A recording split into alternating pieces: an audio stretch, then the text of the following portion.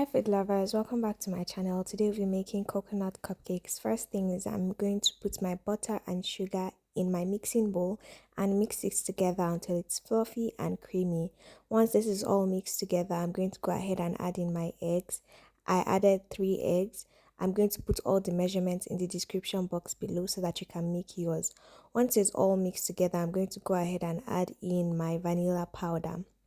Now, after this, I'm going to add my coconut milk and then I'm going to mix this all together until it's incorporated. Then I'm going to add my flour. I added my flour in batches. So I used 2 cups of flour and then I added my baking powder. And then I mixed this all together until everything was mixed together and I added my coconut shavings. This is just coconut that I grated up with my food processor. You can use your normal grater if you like. Then I got my lined muffin tray and I filled them up with the batter and topped it off with some coconut shavings and I baked this in an oven for 30 minutes at 180 degrees Celsius, and that's it guys. I made the most tasty fluffy coconut cupcakes.